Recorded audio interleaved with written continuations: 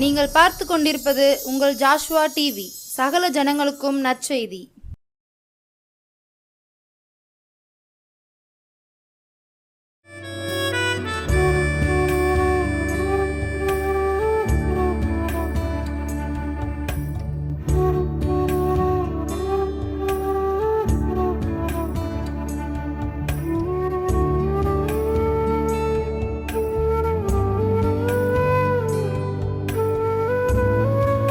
உடைத்து உருவாக்கி புடமிட்டு புதிதாக்கி சிற்சித்து சீர்படுத்தி எதெல்லாம் எனக்கு தேவையில்லையோ அதெல்லாம் என்னை விட்டு பிரித்து என்னோடு பிரியாதிருந்து மலைகளை வழிகளாக்கி பாதைகளை செவ்வையாக்கி கோணலான நேராக்கி கரடானவர்களை சமமாக்கி தண்ணீரை கடக்க வைத்து சோதனை ஜெயிக்க வைத்து மதிலை தாண்ட வைத்து நான் பாவம் செய்த போது என்னை உணர்த்தி நடத்தி அவரை நோக்கடித்த போது அவருடைய கிருபையால் என்னை மன்னித்து நான் வழிமாறும் போது எனக்கு பாதை காட்டி என்னால் முடியாத போது என்னை தூக்கி சுமந்து நான் தலை குனிந்த போது என்னோடு கூட நடந்து குனிந்த இடத்திலே என் தலையை நிமிர்த்தி நான் நினைப்பதற்கு எண்ணுவதற்கு மேலாக என்னை ஆசீர்வதித்து எந்த சூழ்நிலையை என்னை விட்டு கொடுக்காமல் என் சுகவீனத்தை சுகமாய் மாற்றி பலவீனத்தை பலமாய் மாற்றி நான் முடியாது என்று சொன்னபோது முடியும் என்று சொல்லி நான் தனித்து நின்ற போது நான் இருக்கிறேன் என்று சொல்லி என் அருகில் வந்து என் கரத்தை பிடித்து நான் உன்னை விட்டு விலகுவதுமில்லை உன்னை கைவிடுவதுமில்லை என்று சொல்லி இதுவரை சுக பலன் ஜீவன் கொடுத்து என்னை பாதுகாத்து வழிநடத்தி வந்த என் தேவாதி தேவன் இயேசு கிறிஸ்துவின் இனிதான நாமத்தினாலே ஜீசஸ் லவ்ஸ் பள்ளிகளின் சார்பாக ஜாஸ்வா டிவி மகிமை நேரத்துக்கு வந்திருக்கும் அனைவரையும் வாழ்த்துகிறேன். அனைவருக்கும் சமாதானம் உண்டாவதாக.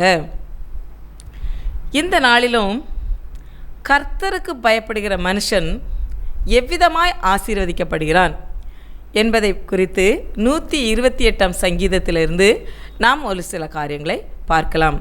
முதலாவதாக 128ஆம் சங்கீதம் 4ஆம் வசனம் இவ்விதமாய் சொல்கிறது. இதோ கர்த்தருக்கு பயப்படுகிற மனுஷன் இவ்விதமாய் ஆசீர்வதிக்கப்படுவான். எவ்விதமாய் ஆசீர்வதிக்கப்படுவான். அதற்கு முன்னால் கர்த்தருக்கு பயப்படுகிற மனுஷன், கர்த்தருக்கு பயப்படுதல் என்றால் என்ன? ஆண்டவர் நிறைய இடத்துல பயப்படாதே, கலங்காதே, திகையாதே நிறைய இடத்துல சொல்வார். அந்த பயம் இல்லை, அந்த பயம் நம்ம உலகத்துக்கு பயப்படுற பயத்துக்கு, உலக பிரகாரமான நம்ம வாழ்க்கையில் வரக்கூடிய பயத்துக்கு, சத்ருவானவன் கொண்டு வர பயத்துக்கு ஆண்டவர் சொல்கிறார் பயப்படாத, திகையாத, நான் உன் கூட தான் இருக்கேன், நான் உன்னை விட்டு விலக மாட்டேன், உன்னை கைவிட மாட்டேன். அந்த பயம் வேறு. ஆனால் கர்த்தருக்கு பயப்படுகிற பயம் அப்படின்னா ஆண்டவருக்கு பிரியமில்லாத காரியங்களை செய்யக்கூடாது. அதை செய்யும்போது இதை செய்தால் ஆண்டவருக்கு பிரியமில்லை அப்படிங்கிற பயம் வரணும். பிள்ளைங்க சில நேரத்தில் தவறான ஒரு காரியத்தை சொன்னால் எங்கள் அப்பாவுக்கு தெரிஞ்சால் வைவாங்க, எங்கள் அம்மாவுக்கு தெரிஞ்சால் என்னை திட்டுவாங்க, எங்கள் அம்மா ஏசுவாங்க, எங்கள் அப்பா அடிப்பாங்கன்னு பயப்படுவாங்களே. எப்போ? இது பெற்றோருக்கு பிடித்தமில்லாத காரியம், இதை செஞ்சால் நம்ம அப்பாவுக்கு அம்மாவுக்கு பிடிக்காது, அப்படி பயப்படுவாங்களா? அதே மாதிரி தான் நம்ம அப்பா இயேசு அவருக்கு பிடிக்காத காரியங்களை செய்யும்போது பயம் வரணும், வசனத்துக்கு நடுங்கணும். வசனத்தின்படி நம்ம செயல்படாமல் இருக்கும்போது ஒரு பயம் வரணும். அந்த பயம், அந்த வசனத்துக்கு பயந்து ஆண்டவருக்கு பயந்து நடக்கிற மனுஷன் இவ்விதமாய் ஆசீர்வதிக்கப்படுவான் என்று 128ஆம் சங்கீதத்தில் சொல்லப்பட்டிருக்கு. எவ்விதமாய் என்று நம்ம பார்க்கலாம். 128ஆம் சங்கீதம் 2ஆம் வசனம் சொல்லுது, உன் கைகளின் பிரயாசத்தை நீ சாப்பிடுவாய், உனக்கு பாக்கியமும் நன்மையும் உண்டாயிருக்கும். கையின் பிரயாசம் என்றால் உலகத்தில் ஒவ்வொருத்தருக்கும் ஆண்டவர் ஒவ்வொரு ஜாப் கொடுத்துருக்காரு, ஒவ்வொரு தொழில் கொடுத்துருக்காரு, ஒவ்வொரு வருமானத்தை ஈட்டுவதற்கு ஒவ்வொரு வழிகளை கொடுத்துருக்காரு. ஒவ்வொருத்தருக்கும் எல்லாத்துக்கும் ஒரே மாதிரி கொடுக்க மாட்டார், ஒவ்வொருத்தருக்கும் ஒவ்வொரு விதமாக கொடுத்துருப்பார். அந்த பிரயாசம், அந்த தொழில், அந்த அது வியாபாரமாக இருக்கலாம், எந்த தொழிலாகவும் இருக்கலாம், அதில் வரக்கூடிய வருமானத்தை நீ சாப்பிடுவாய். அநேக நேரங்களில் பாருங்களேன், எவ்வளவோ பிரயாசப்பட்டு நான் சம்பாதிக்கேன், ஆனால் காசு கையில் காசே நிற்க மாட்டேக்கு, எவ்வளவோ வருமானங்கள்லாம் வார மாதிரி இருக்குது, ஆனால் ஒன்றுமே இல்லை. இந்த மாதத்தில் இத்தனை காரியங்களெல்லாம் செய்யணும்னு நான் நினச்சிருக்கேன், ஆனால் ஒரு காரியத்தையும் செய்ய முடியலை. அப்படி நிறைய பேர் வருத்தப்படுறத புலம்புறதெல்லாம் நம்ம கேள்விப்பட்டிருக்கோம். ஏன் அந்த கையின் பிரயாசங்களை நம்ம சாப்பிட முடியலை? ஏன் அந்த ஆசீர்வாதம் நம்ம கையில் தங்க மாட்டுக்கு? ஏன் இந்த தடைகள்லாம் அப்படின்னு நம்ம சிந்தித்தோம் அப்படின்னா, கர்த்தருக்கு பிரியமாக அவர் நமக்கு கொடுத்த வேலையை நம்ம செய்யும்போது தான் பிரயாசங்களை நம்ம சாப்பிட முடியும். நமக்கு கொடுக்கப்பட்ட வேலையில் கர்த்தருக்கு பிரியமில்லாததை, கர்த்தர் விரும்பாததை, அவர் அருவருக்கிறத நம்ம செஞ்சோம் அப்படின்னா நம்ம பிரயாசங்கள் ஒன்று கூட நம்ம கையில் தங்காது, வருமானங்கள் நிற்காது. ஒருவேளை கடனுக்கோ லோனுக்கோ எப்படி அடைக்கன்னு தெரியாமல் அந்த லோனும் அடைபடாது, கையில் காசும் நிற்காது. 30 நாட்களுக்கும் இன்னைக்கு இதெல்லாம் செலவழிக்கணும்னு நம்ம பிளான் பண்ணியிருப்போம், ஆனால் அது நடக்காது. காரணம் கர்த்தருக்கு பிரியமில்லாதது. ஆண்டவருக்கு பிரியமாக நம்ம ஜாப் இருந்துச்சுன்னா நாம் நினைப்பதற்கு எண்ணுவதற்கு மேலாக மீதம் எடுக்கத்தக்கதான கிருபையை அவர் தருவார். அவருக்கு தெரியும் என் பிள்ளை என்னை மீறி போகாதுன்னு. அப்படி அவர் நம்மை நினைக்கும் போது நாமும் அதன்படி செயல்படும் போது தான் அவர் நமக்கு கொடுத்த தொழிலில் நம்ம பிரயாசங்களில் மேலும் மேலும் மேலும் அவர் நம்மை உயர்த்த முடியும். அப்படி இல்லாவிட்டால் நம்ம எவ்வளோ பிரயாசப்பட்டாலும் அதை நம்ம அனுபவிக்க முடியாது. கர்த்தருக்கு பயப்படும் பயத்தோடு நம்ம தொழிலை செய்யும்போது வருமானம் கை நிறைய இருக்கும், மீதம் எடுக்கத்தக்கதாக இருக்கும், பிறருக்கு கொடுக்கும்படியாக இருக்கும். அது மட்டும் இல்லை, அதே வசனம் சொல்லுது, உனக்கு பாக்கியமும் நன்மையும் உண்டாயிருக்கும். நன்மை கிடைக்குமா நமக்கு கர்த்தருக்கு பயப்படும்போது? பாக்கியம்னா அதிர்ஷ்டம் கூட எதிரே பார்த்துருக்க மாட்டோம். இது கிடைக்கும்னே நான் நினைக்கல. எப்படி கிடைச்சிது? அவர் கொடுக்குற அதிர்ஷ்டம், அவர் நமக்கு செய்கிற புண்ணியம், அவர் கொடுக்குற கிருபை, அதுதான் நமக்கு. எப்போ? கர்த்தருக்கு பயப்படும்போது. அவருக்கு பயப்படும் போது மட்டும்தான் நன்மையும் கிடைக்கும், பாக்கியமும் கிடைக்கும். அப்படியே கிருபை நம்மளை தாங்கும். அப்போ கர்த்தருக்கு பயப்படும் பயத்தோடு நம்ம வாழ்கிறது இன்னொருத்தங்களுக்கும் ஆசீர்வாதமாக இருக்கும். அவங்களா கரெக்டாக இருப்பாங்க. நம்ம நினச்சிக்கிட்டு தான் கர்த்தருக்கு பயப்படும் பயம் அப்படின்னா கரெக்டாக சர்ச்சுக்கு போகிறது, காணிக்கப்படுறது, ஃபாஸ்டிங் ப்ரேயரை கரெக்டாக அட்டன் பண்ணுறது, தசம பாகம் கொடுக்கறது, ஊழியக்காரங்களை உபசரிக்கிறது, இது ஒரு பக்கம் இருக்குது. அது மட்டும் கர்த்தருக்கு பயப்படும் பயம் கிடையாது. ஆலயத்திலே எழுதிப்பட்டிருப்பாங்க, பயத்துடனே நடுக்கத்துடனே கர்த்தரை தொழுது கொள்ளுங்கள்னு. ஆலயத்துக்குள்ளே போகும்போது அங்கே கர்த்தர் வாசம் பண்ணுகிறார் என்ற பயம் உள்ளே இருக்கணும். அந்த பயம் இல்லாமல் ஏதோ கடமைக்கு சர்ச்சுக்கு போனோம், பைபிள் வாசித்தோம், ஜெபம் பண்ணோம், எல்லாரோட பாட்டை பாடினா நற்கர்னு எடுத்தோங்கிறதில்ல. பயம் இருக்கணும் உள்ள. இது பரிசுத்தமான இடம், இதில் தேவையில்லாத சிந்தனை இருக்கக்கூடாது, தேவையில்லாத வார்த்தைகள் இருக்கக்கூடாது, மற்றவங்களை குற்றங்கள் சொல்லக்கூடாது. இந்த பயத்தோடு நம்ம உள்ளே இருக்கும்போது தான் அவர் நம்ம பிரயாசத்தை ஆசீர்வதிக்க முடியும், நன்மையை கொடுக்க முடியும், நமக்கு பாக்கியத்தை அவர் கொடுக்க முடியும்.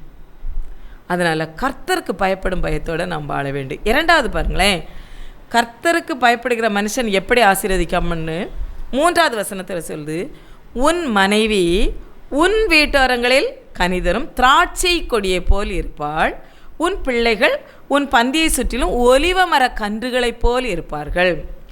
மனைவி வீட்டோரங்களில் கனிதரும் திராட்சை கொடி. திராட்சை கொடியை பார்த்துருக்கீங்களா? அது தன்னால் எங்கேயுமே படர முடியாது, சப்போர்ட்டுக்கு ஒன்று வேணும். சப்போர்ட்டுக்கு ஒரு கம்போ இல்லை ஒரு செவரோ ஏதோ ஒன்று அதுக்கு பிடிமானம் இருந்தால் மட்டும்தான் அது படர முடியும், தன்னால் அது படர முடியாது. அதை மனைவிக்கு எக்ஸாம்பிளாக சொல்லியிருக்காங்க பாருங்களேன். வீட்டோரங்களில் கனிதரும் திராட்சை கொடி. திராட்சை கொடி சப்போர்ட்டோடு இருக்க மாதிரி மனைவி குடும்பத்துக்கு சப்போர்ட்டாக இருப்பா, கணவனுக்கு சப்போர்ட்டாக இருப்பா, குடும்ப உறுப்பினர்களுக்கு சப்போர்ட்டாக இருப்பா. அது மட்டும் இல்லை, அவள் எப்படி இருப்பாளாம், அந்த திராட்சை கொடி எப்படி இருக்குன்னா குடும்பம் எல்லாத்தையும் ஆதரித்து செழிப்பாக்கும். திராட்சை கொடி வீட்டோரங்களில் கனிதரும் திராட்சை கொடி, கனி கொடுக்கும். அது சாதாரண கொடி இல்லை, கனி கொடுக்கும்.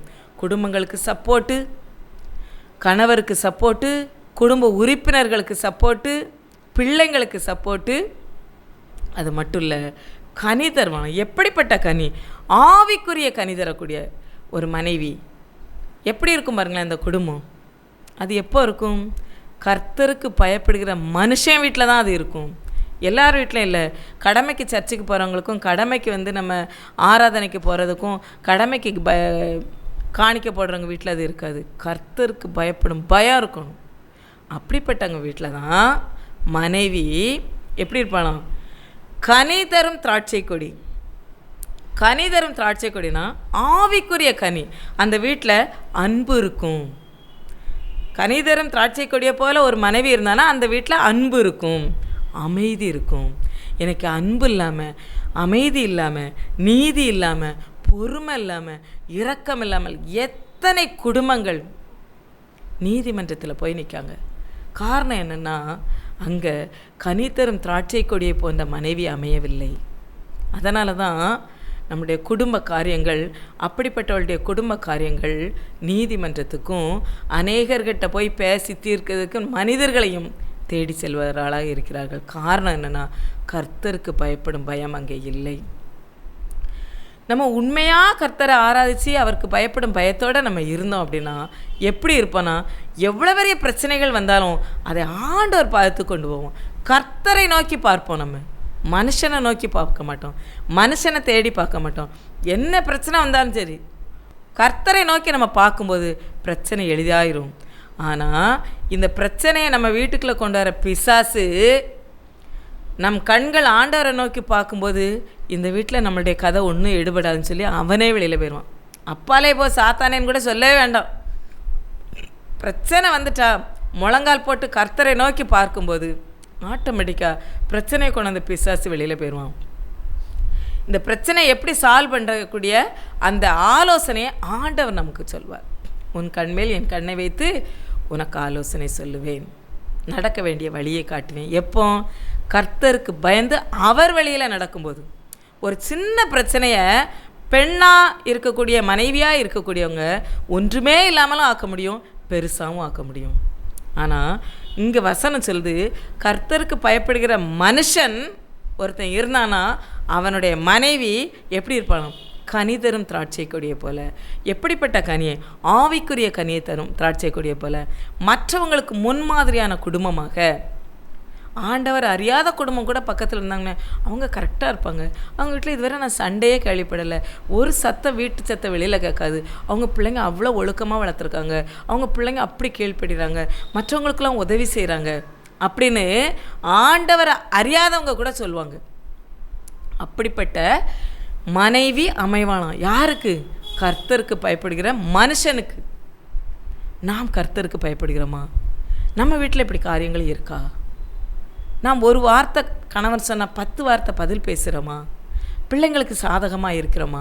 பிள்ளைங்களை நல்ல வழியில் நடத்துகிறோமா? பிள்ளைங்களுக்கு என்ன தேவைன்னு சொல்லி உட்கார்ந்து பொறுமையோடு அக்கறையோடு பிள்ளைங்களை கவனிக்கிறோமா?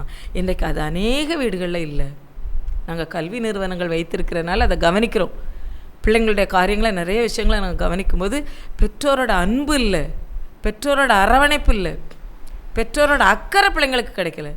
காரணம் என்ன அப்படின்னு சொன்னால், மொபைல் உள்ளே வந்துட்டு, சாத்தானாகிய சத்துருவாகிய மொபைல் உள்ளே வந்துட்டு.